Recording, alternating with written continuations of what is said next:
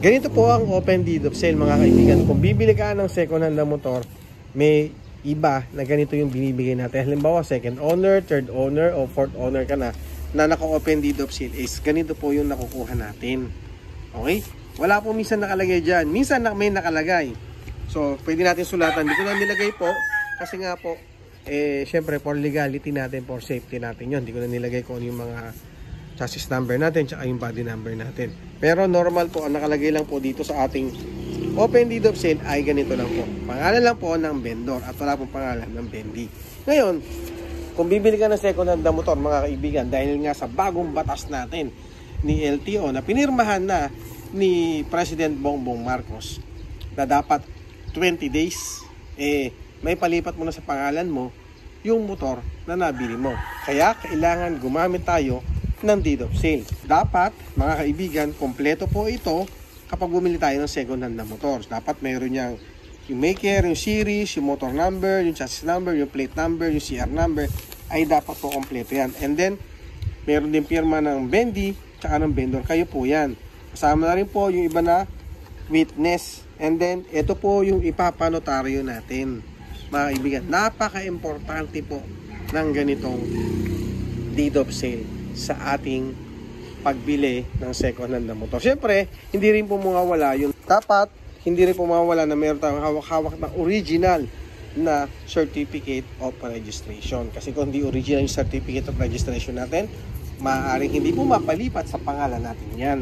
Kasi po, iyon ang hahanapin sa transfer of ownership ng ating sasakyan o ng ating motor. At syempre, huwag nyo rin kakalimutan yung ID ng first owner. Dalawang ID na valid at hindi po siya expired. So mga kaibigan, yun ang lagi natin tatandaan na yung tatlong bagay na yun o tatlong dokumento na importante. ORCR, tapos kailangan ng deed of sale, kailangan pirmado at original, at kasi ito po yung ating ipapanotaryo. At kailangan din po syempre yung ID ng first owner na hindi po expired o hindi po na-expired. Okay? Tandaan nyo mga kaibigan, dahil nga po sa bagong batas na yun o yung amendment ni LTO na pinasa at pinirmahan na ni Pangulong Bongbong Marcos, ay darating ang araw o baka pag napanood yung video na to ay maghihigpit na po sila sa checkpoint. Tatanungin na nila kung kanino yung motor na yan, bakit hindi nakapangalan sa'yo. At ang mabigat nito mga kaibigan, baka mamaya kayo ang masampulan na magmulta ng 5,000 pesos kasi nga hindi mo pa napalipat sa pangalan mo yung motor na nabili mo. Ang tanong, ang batas po bang ito ay retroactive? Doon sa batas na yan mga kaibigan, wala po tayong nabasa na ito ay retroactive. Hindi natin alam, pero correct nyo lang ako if I'm wrong ha, kung nagkamali ako ng basa or baka po retroactive. Hindi natin alam at hindi ko pa rin po masasabi na retroactive. Kasi ang mabigat yan, kung ito ay retroactive, lahat po ng may hawak na second hand na motor na hindi po napapalipas sa pangalan nila ay maaari po magmulta.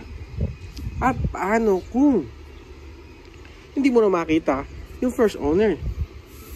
Anong gagawin mo? Paano expired na rin yung ID ng first owner? Paano ang gagawin natin dyan? So mga kaibigan, yan ang yung isa sa mga question mark na kahit ako napapaisip, paano nga naman kung matagal na yung motor mo? Retroactive po ba or hindi retroactive ang batas na yan?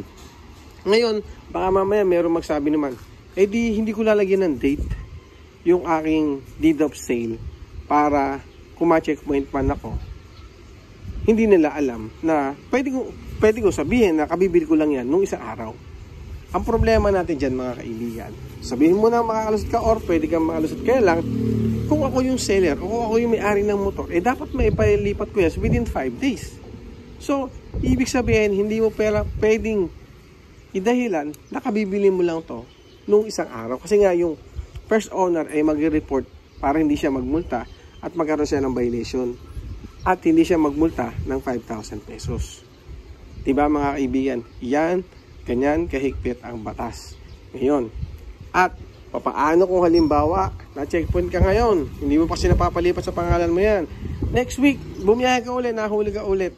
Magbabayad pa rin po ba tayo? Siyempre mga kaibigan, magkakaroon pa rin po tayo ng bayad or magkakaroon pa rin po tayo ng penalty kasi nga po hindi po napapalipat sa pangalan. Hanggat hindi po niya napapalipat,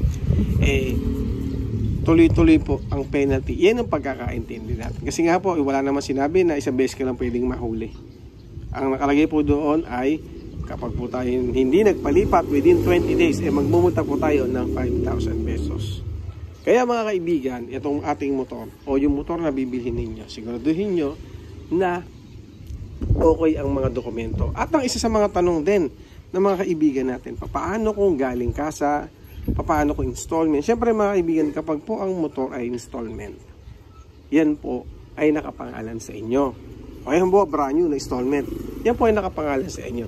Pero kung repo naman, siyempre ang repossess naman mga kaibigan, meron pong dokumento yan na galing mismo sa kasa, na binibigyan kayo ng authority na gamitin nyo ng motorsiklo kasi nga po ito ay pag-aari pa ng kasa.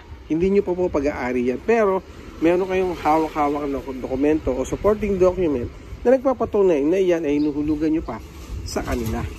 Okay? So ayan mga kaibigan, medyo mabusisi at marami pa tayong pag-uusapan tungkol dito sa bagong batas o amendment na batas na pinirmahan ni President Bongbong Marcos. Kayo sa tingin ninyo, makakatulong ba or hindi makakatulong sa ating mga motorista ang amendment na to? Pero dati ang penalty niya ay 20,000. Ngayon ginawa na lamang nila na 5,000 at yung dating 5 days lang ginawa na nila ngayong 20 days. So mas matagal ng konti. Sa tingin nyo ba is okay na yon para sa mga rider o hindi? At paalala ko din sa mga dealer, kasama po sa batas na yan na dapat 5 days lang. Okay? Meron na po silang ORCR or dapat nakarehistro na po ang binili ng motor sa inyo. Yung brand new na motor ay ganun dapat ang gagawin ng dealer.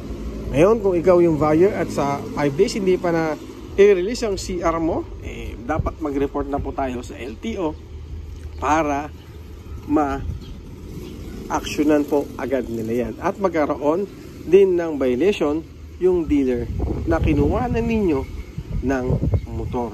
Okay, so mga kaibigan, marami pong batas yan at mahaba po yung usapin niyang batas na yan. Ngayon, hanggang dito lang muna yung pag-uusap natin. And abangan nyo sa mga susunod nating video o upload natin kung ano-ano pa yung napapatagdag or napadagdag dito sa ating batas na bagong amendment ni LTO. At isa pa mga kaibigan, maaari po itong magsimula kasi nga po sa nakalagay doon sa batas na yan, within 15 days upon posting.